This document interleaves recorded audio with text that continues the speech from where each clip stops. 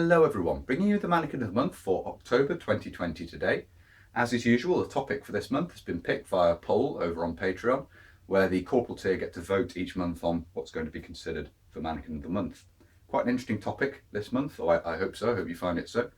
When people think of British troops in Kuwait, they probably generally think of the Gulf War, 1991.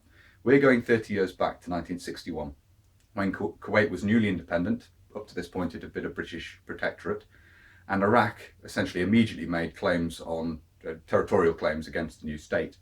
So British forces were deployed, Operation Vantage, to help defend the newly created state, the newly independent state.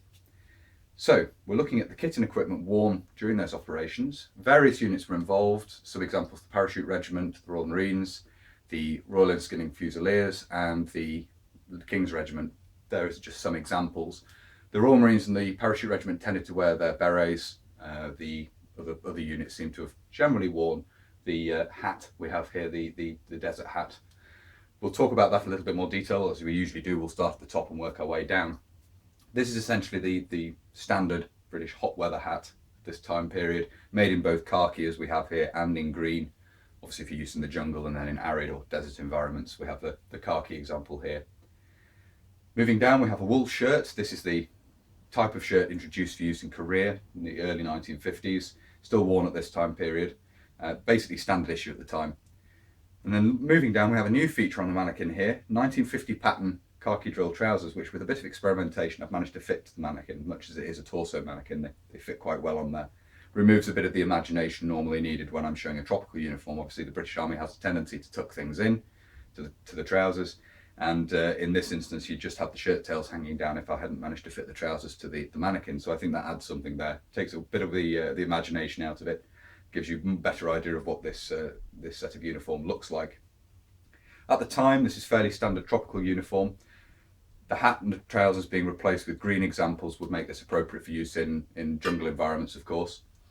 Obviously there were various different shirts and things available as well, the different types of jungle green bush jacket and a shirt, and of course the khaki Airtex bush jacket. But from what I can tell, the photographs from Kuwait, most of the men seem to be wearing their wool shirts, so that's what I've gone with here.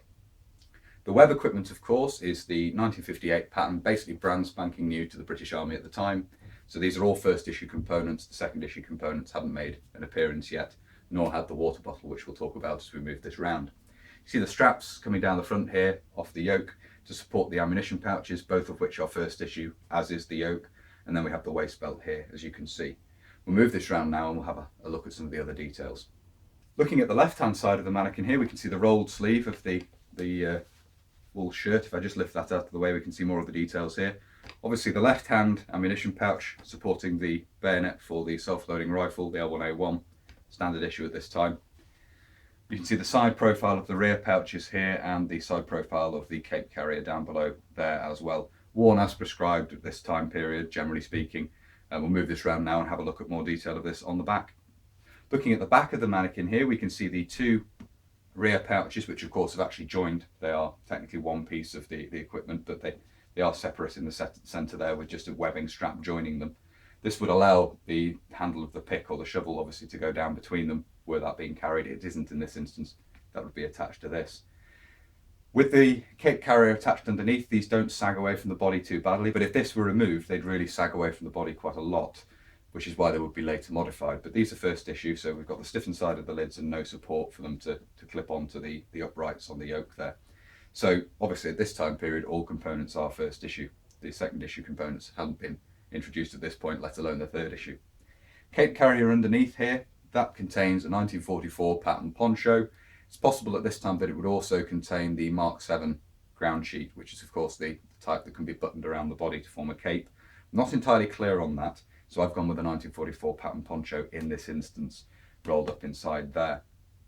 Looking at the right hand side of the mannequin here, we can see the 1944 pattern water bottle in its carrier. Talk a little bit more about this in just a moment. The reason for this, of course, is the 1958 pattern water bottle that we're familiar with, the sort of oval water bottle, that is not actually, it doesn't exist at this stage. It appears around 1962. So the only option is the 1944 pattern. The trials bottle that was designed to fit in the rear pouches hadn't been pursued. So we have the 1944 pattern. with the rubber cap, as you can see there. So second issue bottle, cup in there, and the carrier, standard carrier, just worn on the belt loop or carried on the belt loop. It is compatible from that point of view. It will just slide onto the 1958 pattern belt. So very common at this time period to see, because there wasn't another option. There are very occasional photos. I think I've seen one photograph of a chap with an enamel water bottle with its carrier sort of jury rigged to hang on the 1958 pattern belt in the Radfan in the 1960s, but that's really not a suitable solution. This is far better, having the 1944 pattern water bottle, and that's generally what the solution was, carrying one of these older bottles. We then have the right hand ammunition pouch there. You can see the pouch for the Energa rifle grenade adapter there. As I say, standard first issue 1958 pattern pouch. So you can see the equipment as we have it here is worn essentially as prescribed.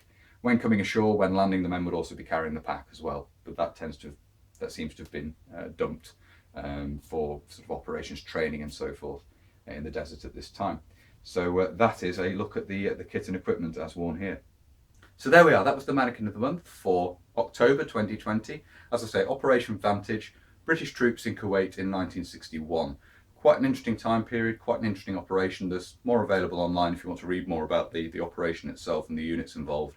But this is fairly standard for the kit and equipment that was on issue at the time. I hope you found it interesting, as I always say. If you have and you'd like to see more from the channel, please do consider subscribing if you haven't already.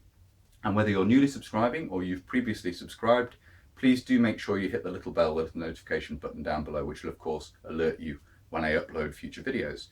If you really like my uploads and you'd perhaps like the opportunity to vote on the Mannequin of the Month going forward, do check out the Patreon link down below. There is also a PayPal link as well. And a massive thank you to everybody who supports the channel using those two methods. As I always say, it is greatly appreciated. Thank you very much.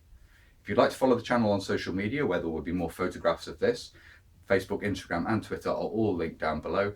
And if you'd like to make contact but you don't really use social media, there is of course an email address down below as well. But that's everything for this video, so until next time, bye for now.